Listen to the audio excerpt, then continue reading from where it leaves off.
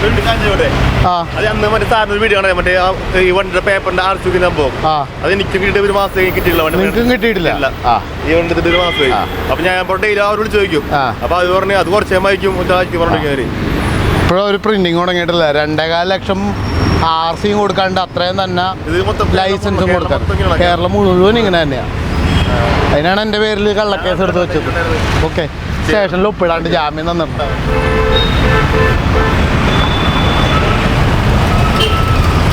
നമസ്കാരം. കഴിഞ്ഞ ദിവസം എൻ്റെ വണ്ടിയുടെ RC ബുക്ക് കിട്ടിയില്ല. RC ബുക്ക് വേണം. ഞാൻ ആലുവ RTO ഓഫീസിൽ ചെന്ന് ചോദിക്കുമ്പോൾ പറയും നിങ്ങൾ തേവര ഡിപ്പോയിൽ പോയി ചോദിക്കാൻ പറയും. അവിടെ ചോദിക്കുമ്പോൾ പറയും ഇവിടെ വന്ന് ചോദിക്കാൻ പറയും. അങ്ങനെ എന്നെ ഇട്ട് വട്ടം കറക്കാൻ തുടങ്ങിയിട്ട് മാസം 1.5. അവസാനം എനിക്കൊരു നിവൃത്തിയില്ലാണ്ട് അപ്പം ഞാൻ പറഞ്ഞു എനിക്ക് RC കിട്ടാണ്ട് ഞാൻ പോണില്ല എന്ന് പറഞ്ഞ് ഞാൻ കസേരയൊക്കെ ഇട്ടിരുന്ന് ഞാൻ അവിടെ ഇരുന്നപ്പോൾ എൻ്റെ പേരിൽ കേസെടുത്തു. എൻ്റെ പേരിലൊരു പരാതിയുണ്ട്. പരാതിയുടെ അടിസ്ഥാനത്തിൽ എൻ്റെ പേരിൽ FIR കിട്ടും.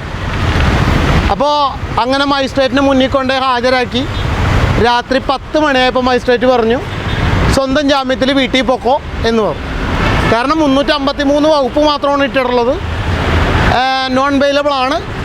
പക്ഷേ ഞാൻ വേറൊന്നും അവരും പറഞ്ഞിട്ടില്ല. ഞാൻ അസഭ്യം പറഞ്ഞെന്നോ അല്ലെങ്കിൽ മോശമായിട്ട് പെരുമാറിയെന്നോ ഒന്നും അവർ പറഞ്ഞിട്ടില്ല. ഞാൻ കസേര ഇട്ടിരുന്നു എന്നാണ് പറഞ്ഞിട്ടുള്ളത്. പിന്നെ അവർ പറഞ്ഞിട്ടുള്ള അവരുടെ ഔദ്യോഗിക കൃത്യനിർവഹണം തടസ്സപ്പെടുത്തി എന്നുമാണ് പറഞ്ഞത്. പക്ഷേ കസേര ഇട്ടിരുന്നു എന്നുള്ളത് ശരിയാണ്. അത് ഞാനൊരു ഓഫീസിൻ്റെ എൻട്രിയിലല്ല കയറിയിരിക്കുന്നത്, ഞാനൊരു സൈഡിലാണ് കയറിയിരിക്കുന്നത്.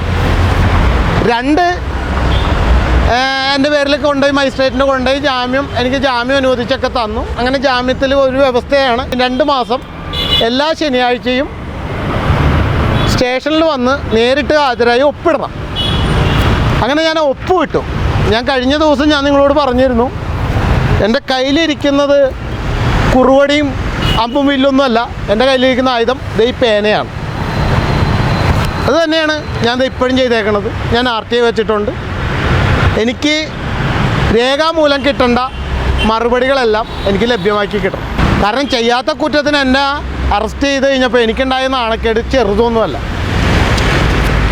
ചെയ്തിട്ടാണെന്ന് അഭിമാനിക്കാറുണ്ട്. ഇതതില്ലല്ലോ. ചെയ്യാത്ത കുറ്റത്തിനല്ല ഞാൻ ജയിലില്ല.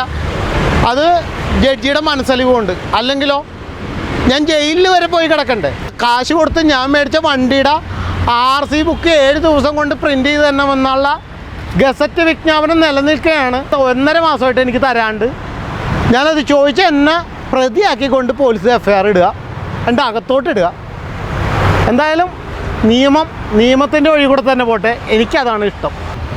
ചെയ്യാത്ത കുറ്റത്തിന് ഞാൻ ശിക്ഷ അനുഭവിക്കില്ല. ഒരാളെ കൊണ്ട് ഞാൻ റെക്കമെൻഡ് ചെയ്യിപ്പിക്കാനായിട്ട് ഞാൻ വിളിച്ച് പറയിപ്പിച്ചിട്ടുമില്ല.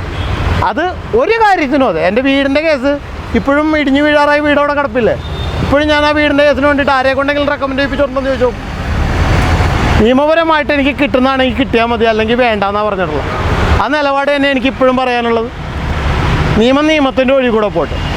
നിയമം എന്തിനുള്ളതാണെന്ന് ഞാൻ 5 പൈസ ചിലവില്ലാതെ നിങ്ങളെ പഠിപ്പിച്ചിട്ടേ ഞാൻ വീട്ടിൽ പോകത്തുള്ളൂ.